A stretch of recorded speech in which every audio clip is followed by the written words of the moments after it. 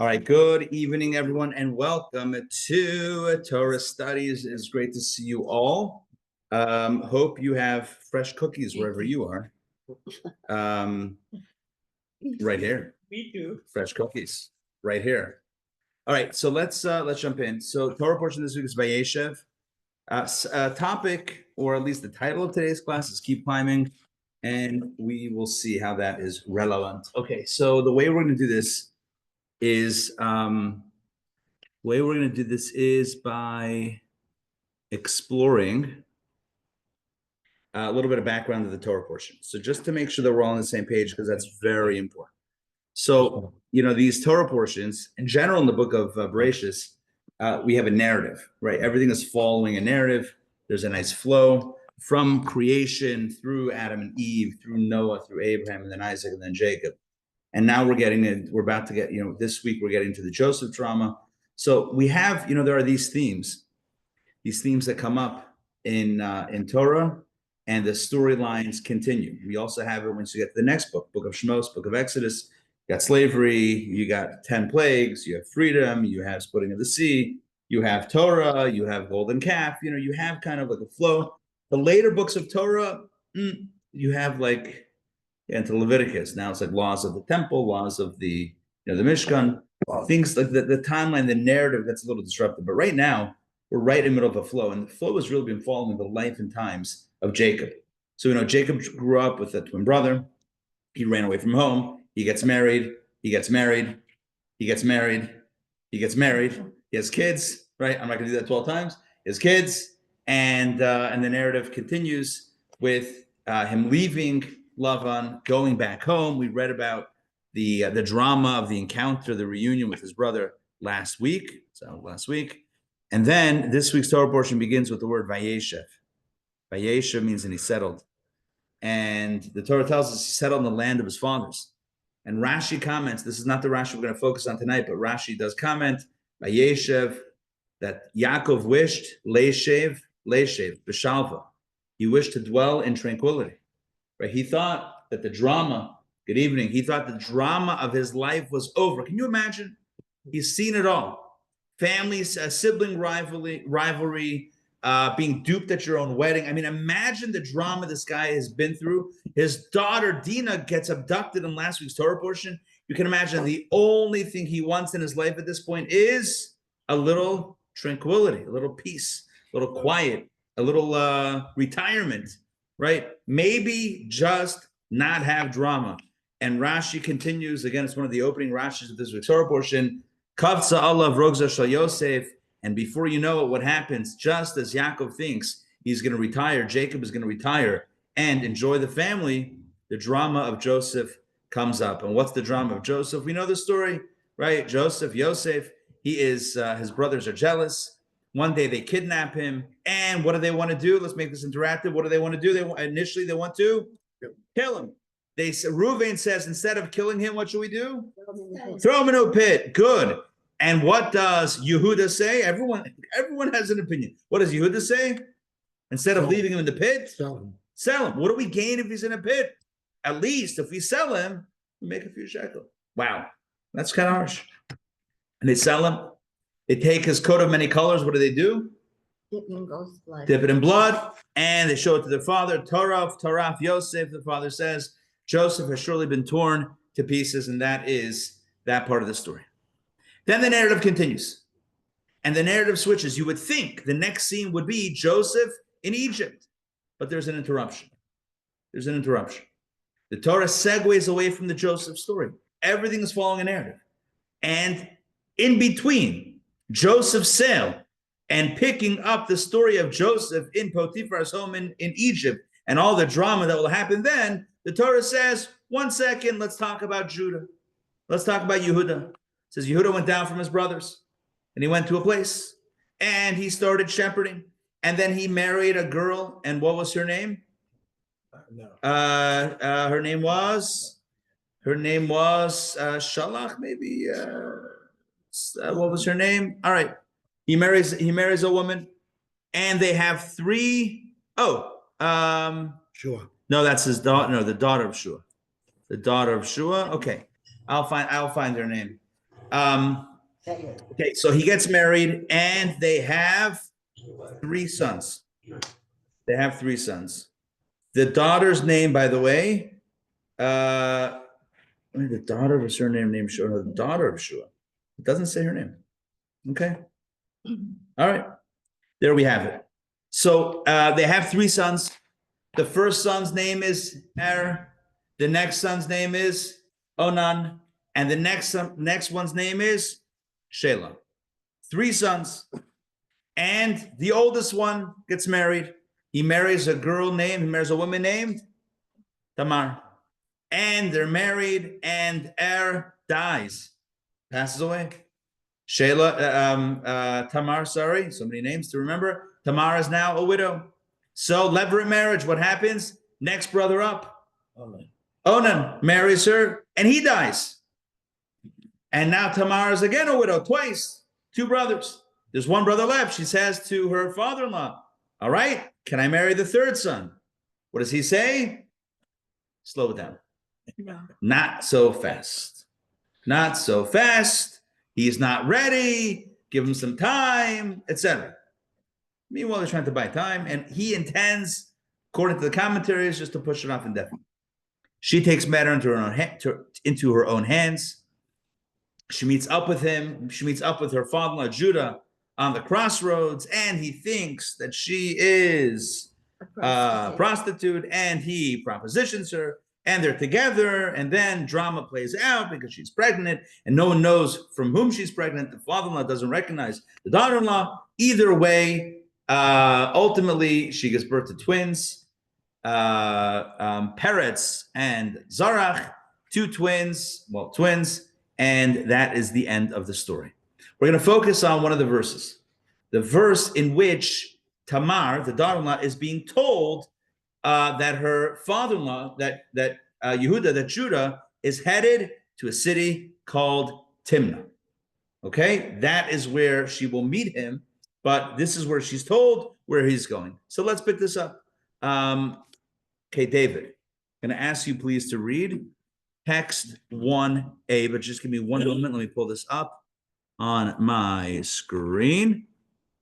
Okay, and please take it away. In days past, and Judah's wife, the daughter of Shua, passed away. Judah was consoled and ascended with his friend Shira the Adulamite to Timnah to oversee his sheep shearers. Tamar was informed, behold, your father-in-law has ascended to Timnah to shear his sheep. Okay, and then she hatches her plan, and she meets up with him, and the story, as I told you, unfolds. And it would seem like these 2 verses are a very, very logistical part of the story. It doesn't seem to be that dramatic, right? He's going to Timnah, and she's told he's going to Timnah, and then the story continues. She meets him, etc. Okay, great. Now the question is, where's Timnah? Where's Timnah? So Rashi comments, and Rashi explains the phrase ascended to Timnah. Now look at Rashi, very important. Always look at the header of Rashi, right? This is Rashi. Rashi is on the 2nd of the 2 verses, verse 13, where it says, Ole Timnasa, he went up. He has ascended to Timnah. And Rashi comments, David, please continue to read Rashi, text 1b. Ascended to Timnah, but of Samson it is written, and Samson descended to Timnah. The city was located on a mountain slope. One could ascend to it from the bottom and descend to it from the top. Aha. So Rashi seems to be posing a contradiction or a question, right? In our verse, in Vayeishev, it says that Yehuda ascended to Timnah, which implies that Timnah is where? Located where? Higher up. On top. And in the book of Shoftim, the book of Judges, when it talks about Shimshon, Samson, it says that he descended to Timnah. Classic question. Is Timnah up or is it down? Do you have to go up to Timnah or you go down to Timnah? What's the answer? Depends where your starting point is. Depends where your starting point is. Timnah wasn't at the top of the mountain. If it was at the top of the mountain, you would always be going up to Timnah. The very fact that by Shimshon, by Samson, it says that he went down to Timnah, whereas here it says he went up. Judah went up to Timnah. That implies that Timnah is in the middle of a slope. Very good. Beautiful. Rashi saves the day, explains this contradiction between verses. One says that you go up to Timnah, one says you go down to Timnah. Timnah was in the middle. Let's map it out. I'm just going to do a. Is it necessarily a physical going up and a physical going down? Hold that thought. Good. Hold that thought. But basically, seems to be Rashi saying you have a little mountain.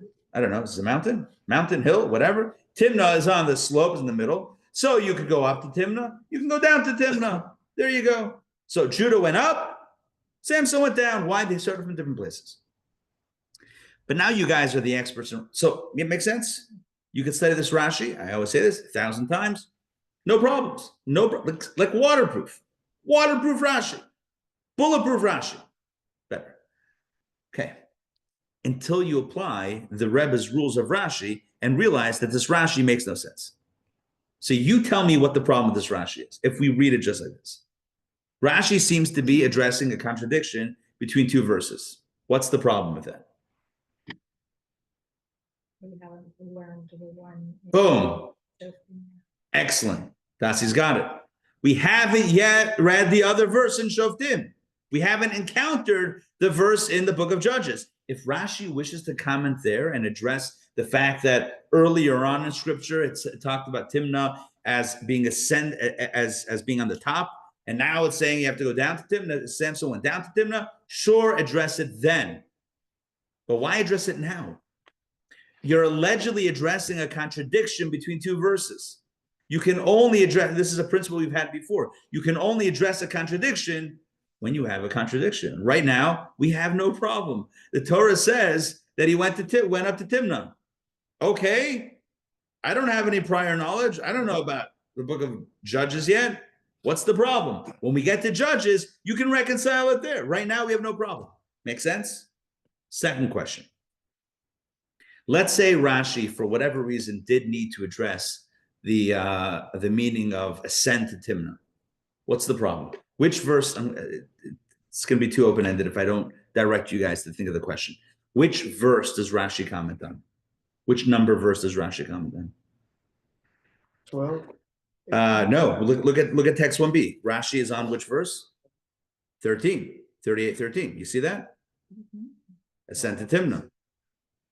Where else did it say ascend to Timnah? In 38:12. 38:12, verse number 12. In the previous verse, it also said that Judah ascended with his friend, blah, blah, blah, to Timnah. So if Rashi is explaining how Timnah is either up or down, Rashi should have commented on verse number 12. You guys with me? Mm-hmm. Y'all see that? The first time it mentions that Timnah, I'll put it up here on the screen. The first time it mentions that Timnah is up is already in verse 12. It says that Judah ascended to Timnah. So if Rashi is trying to figure out is Timnah up or down, he should have commented on verse 12 on the word ascended, ... Timnah, and said, oh, by Samson, it's middle of the mountain, up, you can go down. Why does Rashi comment only on verse 13 when it says ascended to Timnah? Understand the question? Mm-hmm. Yes? Okay. Yeah, makes sense. These are two really, really good questions. Rashi, on a very basic level, seems to be reconciling two verses in scripture, one that says that Timnah is, you got to go up to Timnah. Another one says you got to go down to Timnah. His answer is, depends where you're coming from. Question number one, just to recap, question number one is, why are we, there's no contradiction here. It's the first time we've heard of the word Timnah, heard of the place Timnah. We don't have a question until we reach the book of Judges. Let us know when you get there and address it there. Question number one. Question number two, if Rashi is indeed addressing this idea of ascending to Timnah, then he should have commented already in verse 12, the first of the two verses, which also talks about ascending to Timnah. Okay? Got it? Yup. All right. I said many times, almost every time that we do this, the Rebbe's questions on Rashi, you can ask another question. You know what? Before we get to the answer. Text 1b, when you look at Rashi says, ascend to Timnah, but of Samson it is written, and Samson descended to Timnah. Why the preamble, but of Samson it is written? Why not just say, but what about the verse, and Samson ascended to Timnah? Right? Like, why does he have to say, but of Samson it is written? Why does it need that preamble in Rashi, right? Rashi could have said, Ola Timnasa, Judah went up to Timnah, and then quote the verse. Vayeishev Shimshon Timnasa b'shipuah. Then it was just quote the contradictory verse and then explain it and explain how they're not contradictory at all and give the same answer. Why does it say, however, by Samson is written and Samson descended? Why Samson twice? By Shimshon it says that Shimshon went down. Like just tell us once we got the problem and you give us the solution. Right? That's a more technical question. You can leave that question up. I was debating whether to say it. I decided to throw it in there. Extra bonus points. But either way, we have two major questions. Number one, how can you address a contradiction before you have both points? And number two, why raise the contradiction? The second of the two verses that talks about Timnah being having to go up to Timnah. So, my friends, I started saying this a moment ago.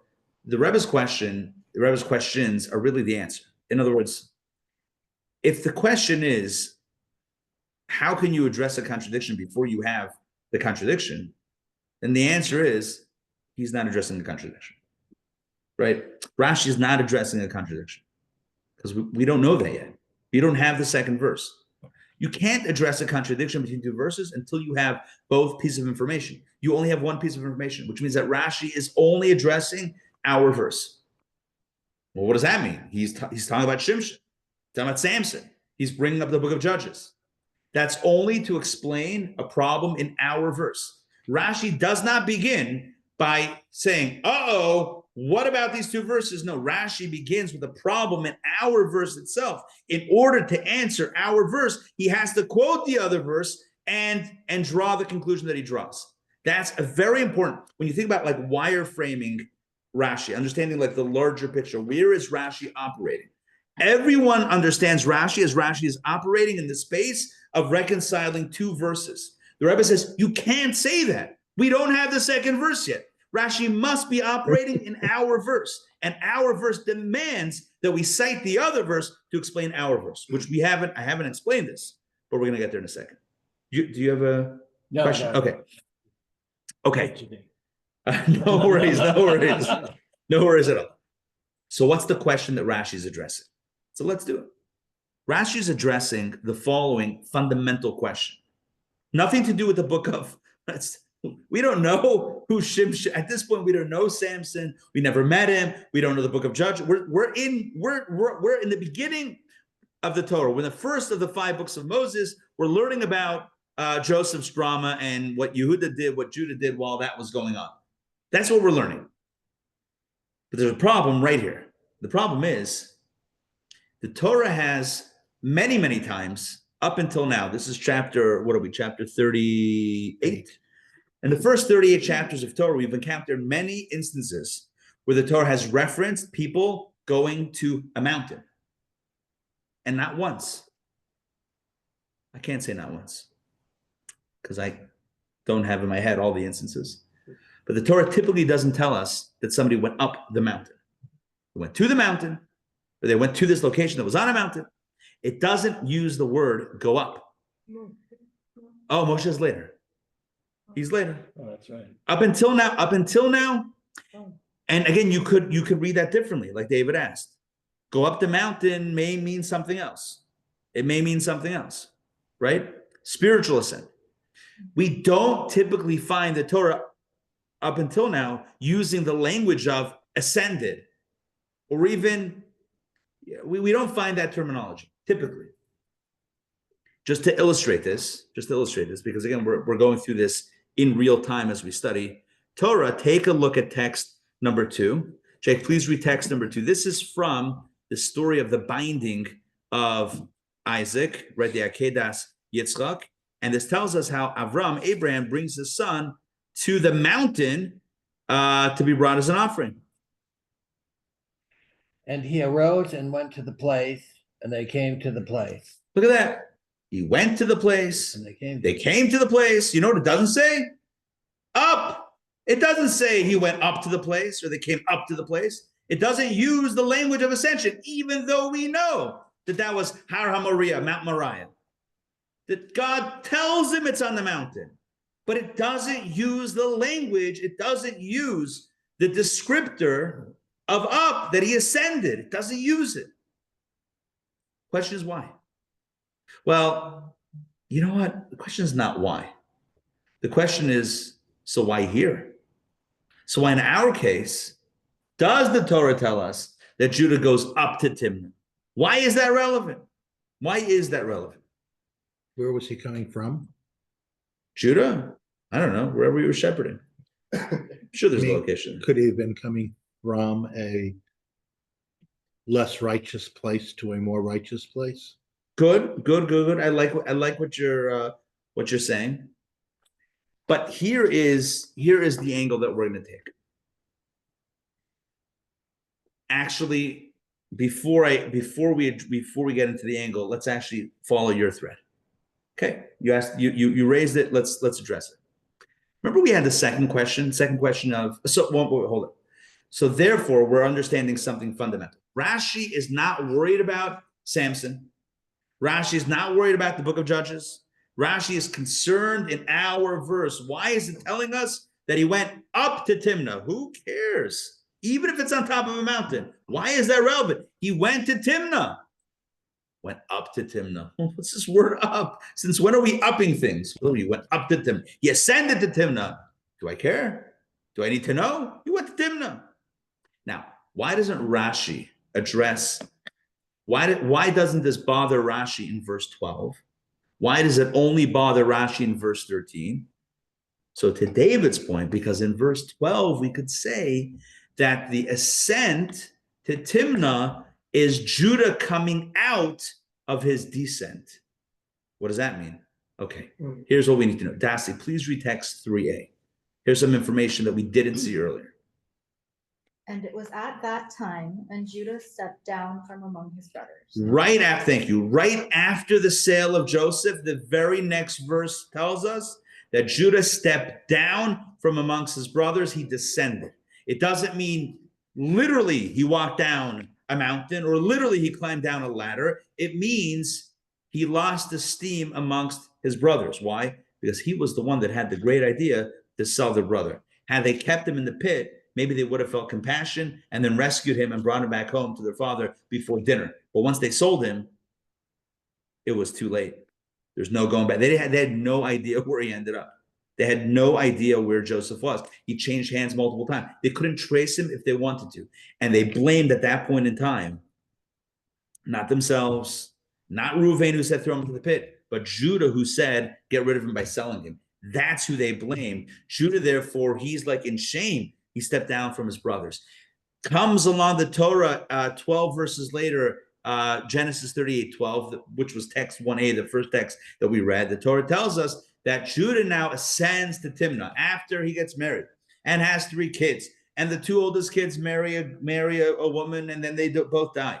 And then, et cetera, et cetera, et cetera. Then it says at this point in the story that he ascends to Timnah, and that is the Torah telling us that Judah is about to come out of that funk. He's about to come out of the depression, as it were, that he's in. He's about to meet Tamar, his daughter-in-law, but he's about to be with her and have the twins that will eventually become the parents of, or one of them, the father of King David and Mashiach, King Solomon, the Messiah, etc. In other words, he's about to rise out from that descent. So try to be clear. Verse 1 and verse 12 make sense that they're bookends. Verse 1 tells us that Judah descended. Verse 12 tells us that he is ascending now to Timnah. So that's not a literal ascent, to your point. That is a spiritual, as it were, spiritual ascent. He's about to go meet the women that he needs to be with, to have the kids that need to be fathering the next generation or the future hope of the Jewish people and the kingdom of Israel, the Davidic monarchy and dynasty. Great, wonderful. The question is not on verse 12, because verse 1 and 12, it's literary bookending. Question's on verse 13. That's why Rashi only comments on verse 13. Comes along verse 13 and says, not the narrator of Torah. The narrator of Torah is verse 12. Right? I'm going to read verse 12. Look back at text 1a. Days passed, and Judah's wife, the daughter of Shua, passed away. Judah was consoled and ascended with his friend to Timnah. The Torah is telling us, God is telling us that Judah now is ascending. Verse 13, Tamar was informed, behold, your father-in-law has ascended to Timnah. Verse 13 is a literal ascent. It's not a metaphorical ascent, because how would Tamar's friends know that Judah had descended and is now ascending? The narrator of Torah, i.e. God, can tell us he descended, he's now ascending. It doesn't mean literally, it means spiritually, it means, metaphysically. But verse 13 is a literal verse. Tamar's friends are telling her, hey, your father-in-law, Judah, has ascended to Timnah to shear his sheep. The question is, why did they choose to add that detail to Tamar to tell her that he ascended to Timnah and not just that he went to Timnah? You understand the question? Yes, does this make sense? That's why the question only begins in verse number 13. In verse number 12, you could say ascent is not literally ascent, it's spiritual ascent. But in verse 13, it's literal. In verse 13, it's literal. And Rashi is wondering, the 5-year-old is wondering, we're wondering, all of us, we are the 5-year-old. The 5-year-old is not beneath us. We are the 5-year-old. We're trying to understand and make sense of the Torah, make sense of the verses. We don't want Medrash. We don't want Kabbalah. We don't want Gematria. We don't want numerology. We don't want any of this. We want to know the story. We want to know the narrative. And we're stuck. We're stuck because the Torah typically doesn't tell us that the topology of cities. Oh, the elevation is 12,000 feet. The Torah doesn't get into, the Torah is a flat map. The Torah doesn't talk about topology, a topological chart. The Torah doesn't get into elevation. Why here does the Torah, in verse 13, verse 12 could be spiritual elevation. Why in verse 13, does the Torah tell us that he ascended to Timnah? Why is that relevant? What's the answer? The answer is obvious. Does it have anything to do with first person versus third person? Not in this case. What's the logical answer? Why would Tamar's friends tell her that he's going up to Timnah? They're trying to inform her of his whereabouts. Yeah, but why not just say he's going to Timnah? No? Maybe. You know Rashi's But she answer. said Apply she Rashi's wants- answer. She did. She wants to meet him, but why does it say up? Help me out. Because him ascending is different in the way that other people ascend. What's Rashi's answer? Apply Rashi's answer to this question. Where was Timnah? In the middle of the hill. That's why they had to tell her where he's going, which direction he's headed. She was trying to head him off. Timnah's here. So she needed to know what side of the road to be waiting on. Correct. Is he coming this way or this way? You with me on this? It's so basic and it's so obvious.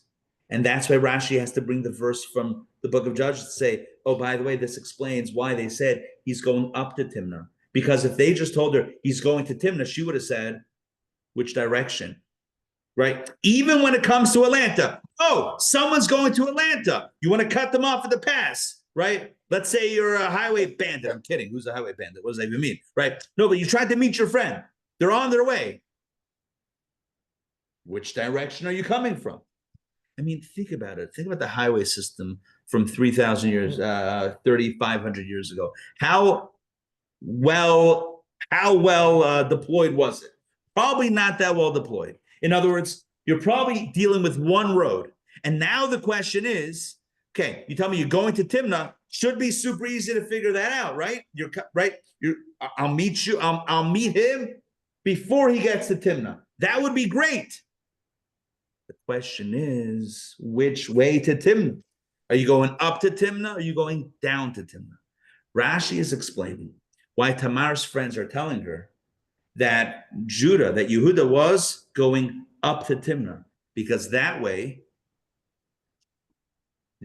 she could intervene. Are we assuming then there's two different paths, two different roads? Yes. And how do we know this?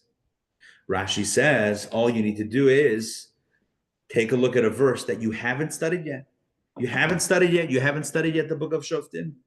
But Rashi says, let me tell you what it says over there. It says by Shimshon, by Samson, that he went down to Timnah. Rashi says, FYI, Timnah was the middle of a mountain. And therefore you could either go up, you could go down. And that's why Tamar's friends had to tell her, oh, you want to head off, you want to kind of surprise your father-in-law? He's going up. He's going north. to Timnah. He's not going south to Timnah. He's going north to Timnah. Well, wait. Where are they? Are they at the bottom of the mountain? They'll only be able to go They to might Timnah. be east. There could be anywhere.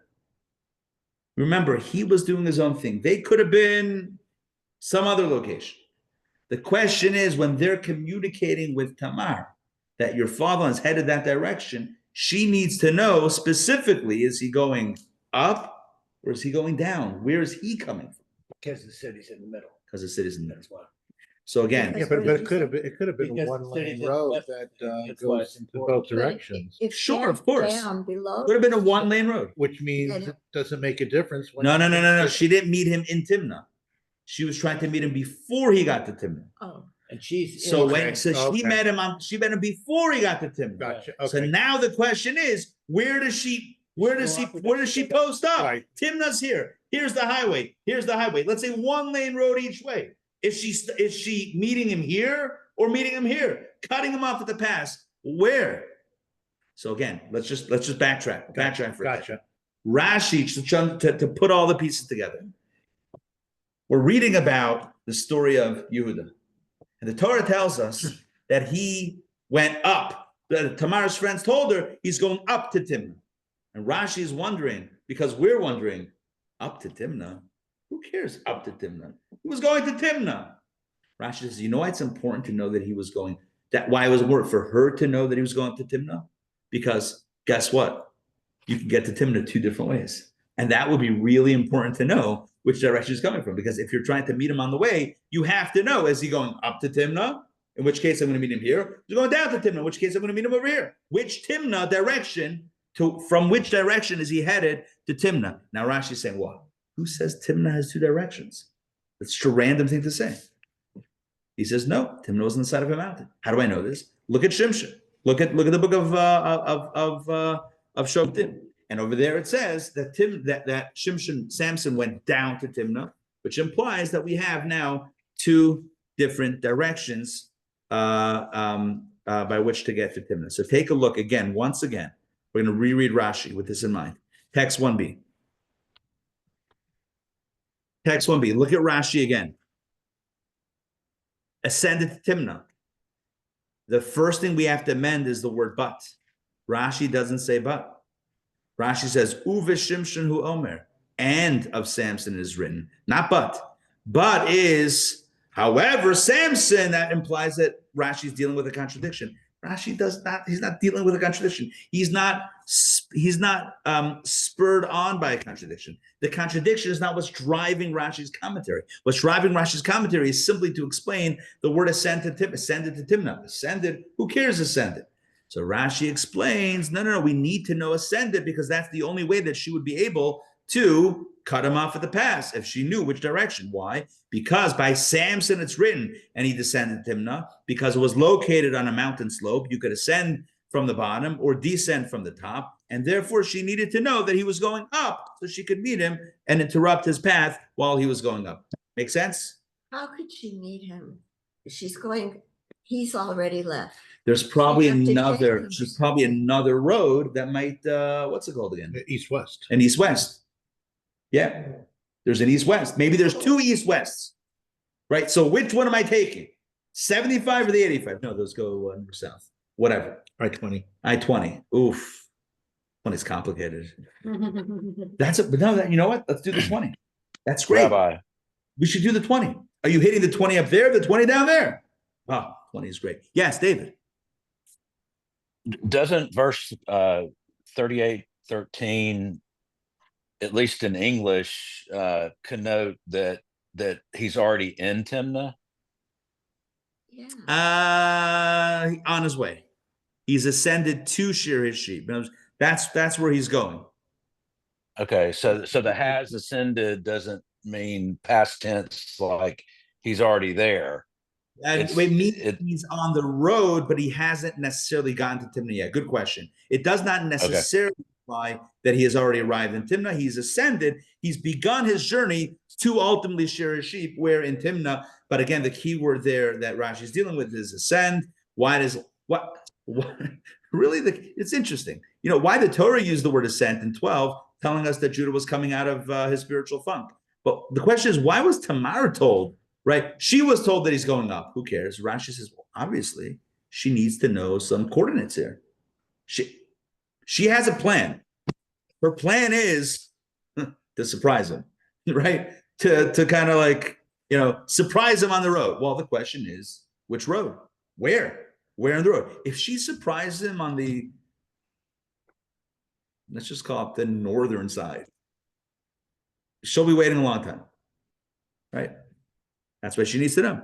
And Rashi supports his explanation. Again, his explanation is the last two lines of Rashi in text 1b. The city was located on a mountain slope. One could ascend to it from the bottom and descend to it from the top. That's why she needs to know which direction is coming from, because otherwise she's going to be in the wrong spot at the wrong time. And the support is not but of Samson, but here's a verse that supports it. That supports this notion that the city is on a mountain slope. Yeah, good.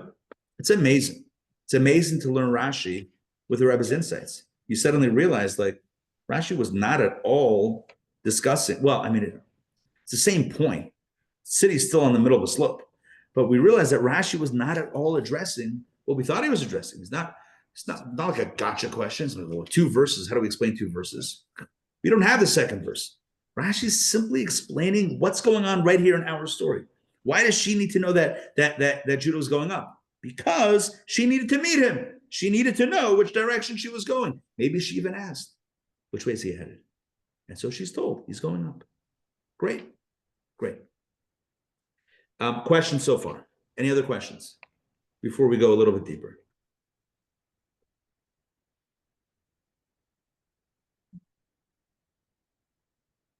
I guess, why do we even need to know that she was told which way Yehuda was coming from if later we're told like she found him? Oh, you're saying why is that even relevant to begin with? I guess it's just telling us this idea that she was going to,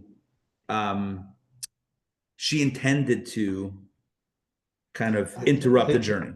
It was a premeditated seduction. It was a premeditated, It was a premeditated, what do we call that?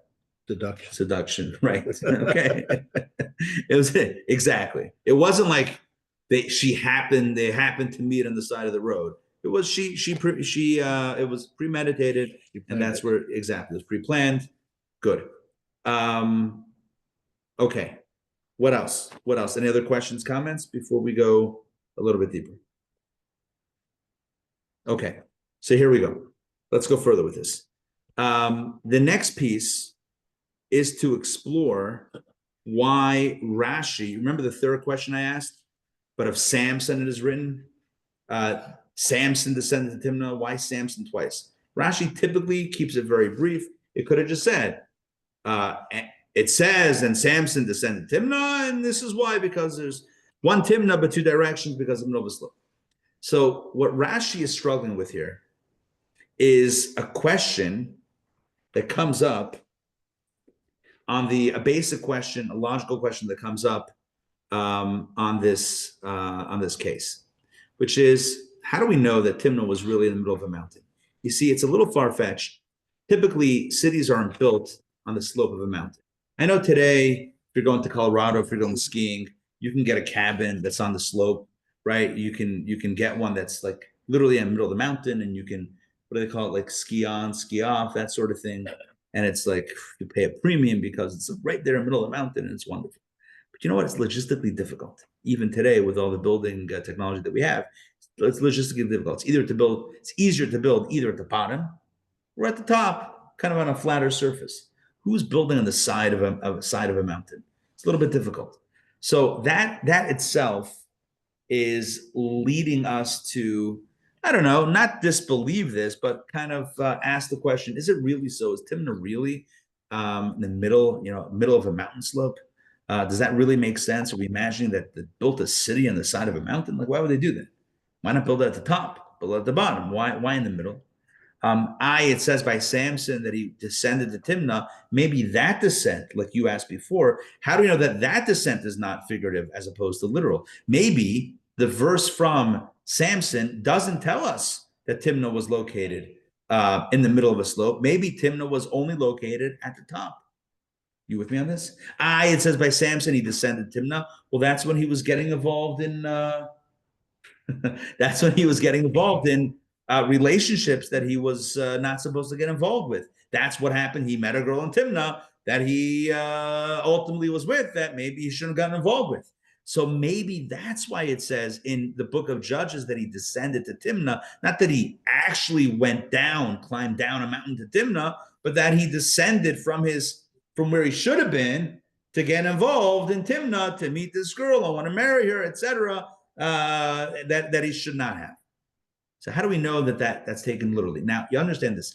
This question is not a theoretical. Well, who says? Maybe this question is a very strong question because if we posit that Samson descending to Timnah is not literal, but rather metaphorical / spiritual, well, then Rashi's entire foundation, all puns intended, falls away, and the city now crashes down to the ground. Because now you don't have any source in scripture that tells us that Timnah is down. So Timnah then presumably is not in the middle of a mountain. Timnah is at the top. In which case, why didn't Tamar's friends just tell her that he's headed to Timnah and not up? Because the only way to Timnah is up.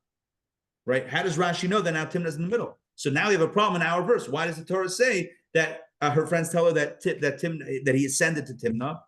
And Rashi answered because there's two ways to Timnah. And how do we know this? Because by Samson he went down. Who says Samson went down to Timnah literally? Maybe he descended to go to Timnah spiritually.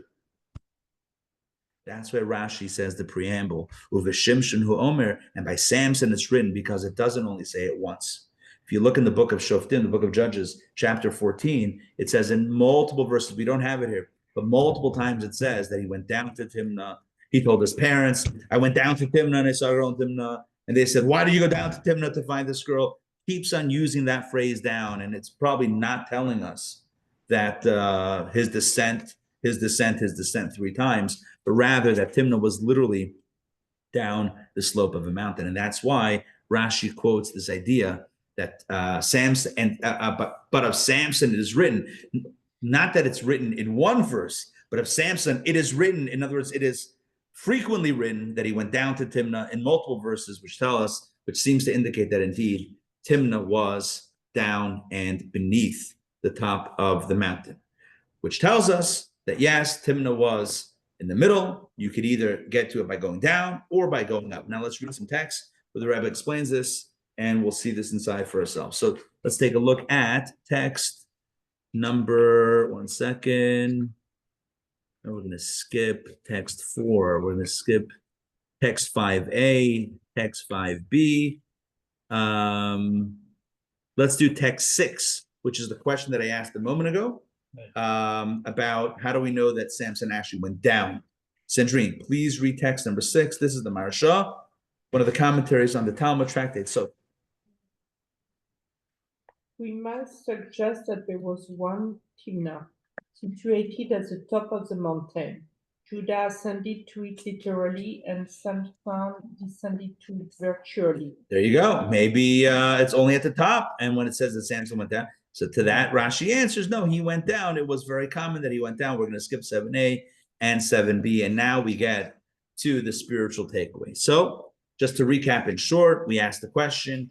Well, Rashi addresses this idea of going up to Timnah. He says, no, Timnah's in the middle. We have another verse and we ask the question, why is Rashi posing a contradiction if we haven't yet had both contradictory verses? And we explained that no, Rashi's not addressing a contradiction. He's addressing our verse. Why would Tamar's friends have told her that Judah, her father-in-law, is going up to Timnah? Why would it be relevant to use that directional, why are we directionally locating it as going up? And we answered because you could also go down. How do we know this? Because Samson went down. How do we know he went down? Maybe he spiritually went down. But you have to be above it to go down. Correct. Oh, but she didn't know where her father-in-law was. They weren't around each other. It's not like she was living in the house. She was married to his son. And both sons. But if they told her to go up, she was obviously lower than Timnah. If they told her to go up to Timnah. So she couldn't possibly. So that's why she only had a choice. No. But you're assuming that you're either up or down Timnah. What if you're on the east or west of Timnah? Then you're going to go at an angle to be able to cut him off. What if she is? Longer than Hold on, but let's play devil's advocate. Okay, so let's say Timnah's right here. Let's say she's right there. And she's not meeting him in Timnah. She wants to cut him off before Timnah. Now the question is she going up or down? That's the question. You with me? Okay. That's the issue that we're dealing with. Timnah's here. Again, I don't know where she was, but I'm saying Timnah's here. Let's say she's right there. She's not meeting him in Timnah. She wants to meet him before Timnah. So the question is, are you going up? You going down? So she's told. Have to really hurry because the She has distance to- from east to Let's say she's right a here. triangle. Let's say She'd be she's- on the hypotenuse. of Let's the say she's triangle. right here. She can actually be in Timnah and needs to know whether to go Oh. north or south. Even better. Look at that. Look at No, that. but- Cracking the We, case. no, we don't know where she is. No, you're right. She could be right in You're the right. city. And But they wouldn't have said she could go up. No, they would have said that. In No, Timnah. no, they would have said that. He's going up to they Timnah. didn't say He's she going went. up. They didn't say she No, went up. he's going up to Timnah. Good point. That's a Okay. great point. I love that. Got it. David, you're like a sleuth. That's the only one. Ju- that just makes this sense. Okay. Yeah, you get the last. I don't want to get too arrogant. Right? If she was in Timnah, they want to tell her which direction he is coming from. So let's say this is Timnah, and she's here. Okay, okay. Right? So now he's coming up. That means she's going to go down. He's coming down. She'll go up. Okay, good. I do have a sort of a question. Yeah. Usually, from what I've kind of been learning, Rashi doesn't normally speak on things that are spiritual, nor does he speak on things that are like metaphorical. Correct. So, like, what has made him do that here? He's not speaking metaphorically. The truth is, he's not addressing the metaphorical stuff at all. In other words, on verse 12, when it says that the first time the Torah says that Judah went up, Rashi doesn't comment. Going up, it could mean spiritual, but I'm not getting involved in that. When it comes to Shimshon to Samson, he's saying it means literal. I'm not getting involved in the metaphorical stuff. He's actually saying, no, it does. He's actually saying exactly that point. It does mean literal. In verse 13, literal. By Samson, literal. And the question is, what? Not the contradiction. The question is, why do we need to know this? Because she needed to know where to go. Rashi is explaining the story literally. And here's the takeaway message for us. And we're going to preface it with a very famous verse I think we all know. Right. I think we all know this verse number 8a. I'm going to read this. Mi ya'ala b'har Hashem, u'mi yakum b'mekayim kadshay. Who will climb God's mountain and who will arise? I don't like that one. Who will climb the mountain and who will stand in his holy place? What does that mean? What does it mean? Who will climb the mountain of God and who will stand in his holy place? You know, I'll tell you a few explanations. One explanation says it's easy to climb the mountain. It's hard to stay on top of the mountain, right? It's easy to get excited the first time you accomplish something, but it's hard to stay there, right? It's easy to be motivated to be successful, but it's hard to stay successful. How many companies do we know that were wildly innovative and successful? I remember getting on a very regular basis, who remembers this? We would get AOL CDs. Who remembers that? 5 free hours of internet. It was epic. You would open up a newspaper, a magazine, your mailbox, and you would get a CD that with AOL giving you free hours of internet along with an email address. It was amazing. And AOL had the internet. There was no internet without AOL for the average person. Yeah, there was Netscape and whatever, but like AOL was the internet. You've got mail. You've got mail. And then what happened? Miyala b'har Hashem, u'miyakum b'mekayim kadshay. Can you maintain that position at the top of the mountain? Or does someone throw you off the top of the mountain? That's one way to understand it. But tonight, we're not going to do this. I just spent time talking about something that we're not going to talk about. Look at that. What we are going to talk about is the following. Who will climb God's mountain and who will stand in his holy place means as follows. If you want to climb God's mountain, you have to remember that it's like Timnah. You know, Timnah was built, as Rashi explains, on the middle of a slope. You know, when it comes to climbing a mountain, if you're not actively climbing, what are you doing? You are Falling. backsliding. You are falling down the mountain. Life is like Not like a- say it again. an escalator, because if you're climbing a mountain and you just stand there, you're not necessarily going anywhere, right? Well, here's the thing. Think about a wall, right? I once heard Rabbi Nu actually in a sermon share this idea. It says that the Mizbeach, the altar, you were not allowed to build steps up to the altar. There had to be a ramp, because life is more like a ramp than like stairs. If you take a ball and you put it on a stair, it'll stay. But put the ball in the middle step, but put it in the middle of a ramp, it's going straight back down. It can't sustain. A ball can't be sustained middle of a slope, nor can a human being. And what that means is like this. Torah is alluding, Rashi is alluding to the Timnah is on the side of a mountain. And the only way to get there is to keep on climbing. And yes, what happens when you get there? All right, we can't get to too technical with this. The message is just like Timnah is on the side of a mountain, right? And the goal is to keep climbing. That's the message in life. You got to keep climbing, because the moment we stop climbing is the moment that we start backsliding. And the one thing we don't want to do is backslide. And so there is no concept of staying at rest. So this is Mi Yala Bar Hashem, who will ascend the mountain of God, or Mi Yakum, and who will stand, who will be maintained? Only the person who is continuing to climb. Take a look at the final text that we'll read tonight. I'll share with you another quick insight, but look at the final text. We're going to skip 8b. We're going to read text number 9, a beautiful insight from the Rebbe in his sikh and his talk on this Rashi. He writes the following: it is known that when climbing and ascending a mountain, we can't stop midway and stand for a time on the slope. It doesn't work. It doesn't work. If we do, it is almost inevitable that we will stumble and fall downward. Rather, we must continue our climb without pause. Just pause here for a moment. I know we just read the word pause, but I'm going to take that as a prompt. You ever see these people climb? You ever see this guy? I forgot his name.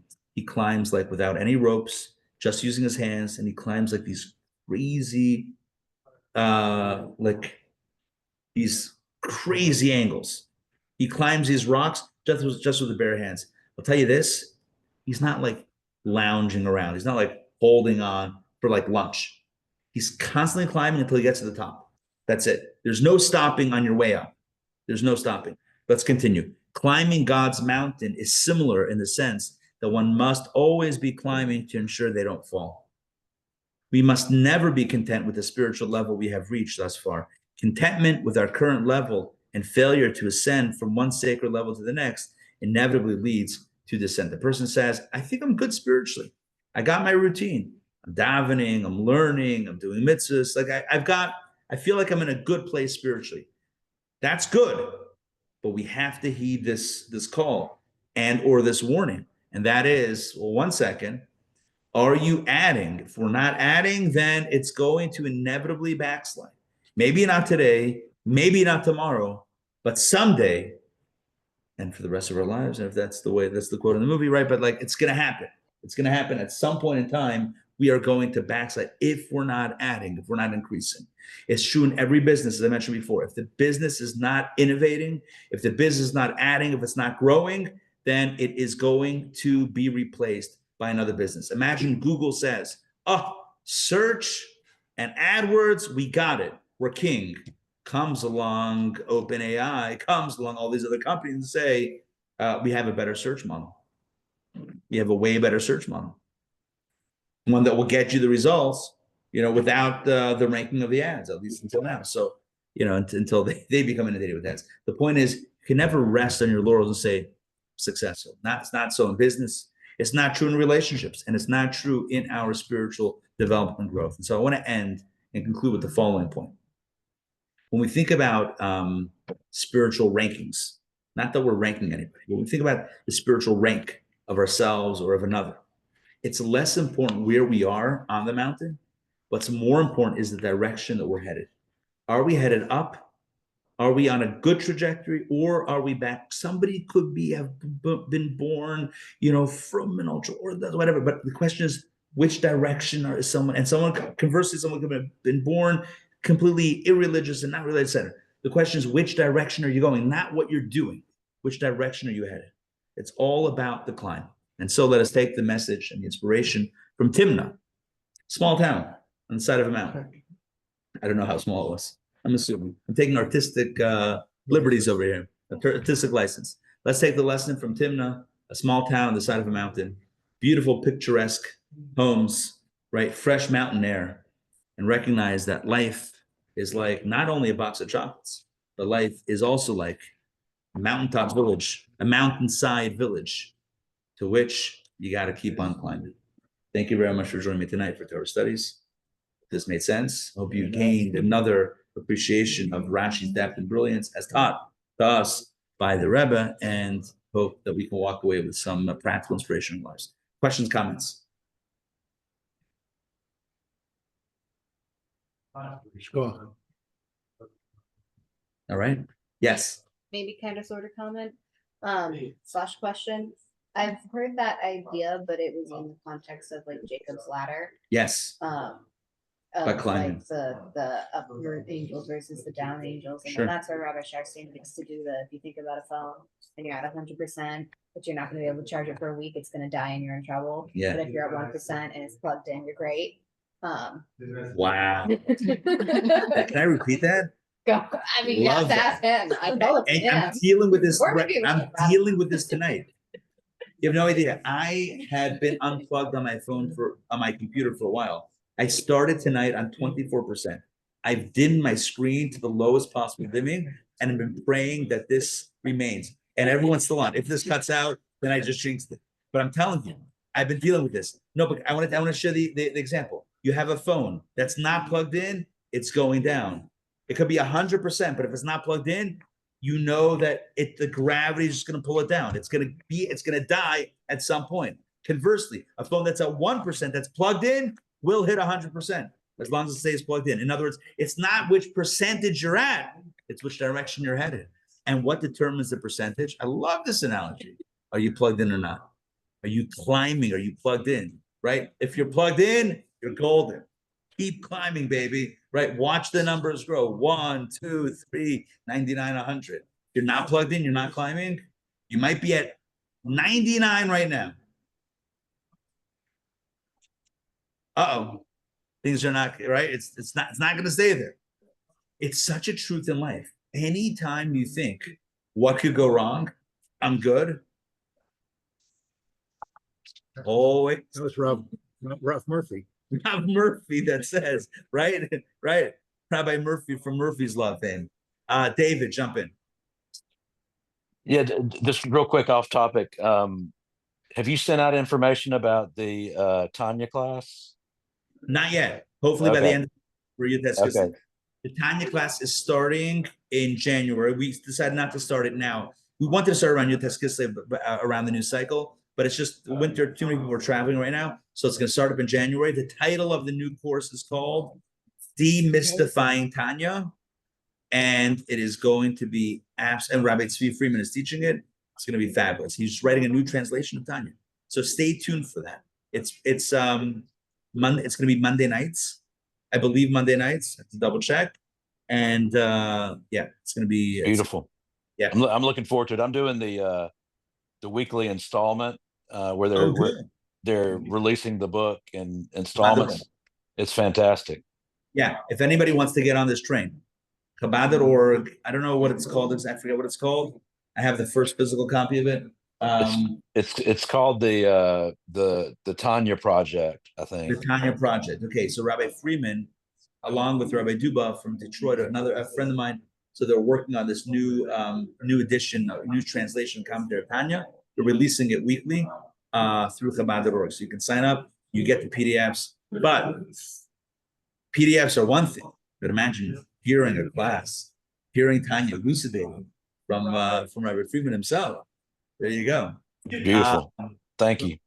Learning in memory of my mom. Oh yes, thank you. Tonight's learning. Thank you. Tonight's learning has been in memory of David's mom, Erna Bat Yosef. Indeed, her neshama shav and aliyah. And as we always say, she should be a good advocate on high, and rouse the heavens to bring blessing for you and Eve, and Jonathan, and the whole mishpacha, and the children, the grandchildren. May everybody be blessed with only good health, happiness, and nachas always. Let us say, Amen. All right. Hope you enjoyed the Tanya study. Torah study tonight. Hope you appreciated Rashi's insights, and looking forward to next time. Oh, dude, who has that copy of the color? You had the color, someone had the color copy. You had the color copy? I just showed on the screen. Oh, it's folded? No, that's fine. We like folded. All right. Stay tuned for an event that's coming up in January 15th. It's called Unraveling the Mysteries of Life. Sorry, the New World of Genomic Medicine. We have one of the directors of the NIH. This is legit. He's the director of the National Human Genome Project, the Human Genome Institute in Washington. He was very instrumental in mapping the human genome for the last few decades. And he's going to speak about the latest research and the applications of genomics in medicine to improve health and wellness. And we're going to get into the questions, the Jewish questions. Yes.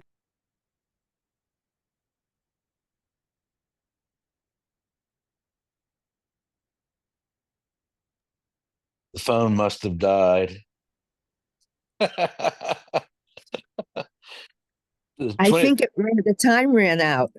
Yeah, the Zoom time 20% lasted just right. No, it might. I think he signs on for a certain amount of time, and I mean that's what used to happen. Well, good good night, studying with everybody. everybody. Yeah, have a good night.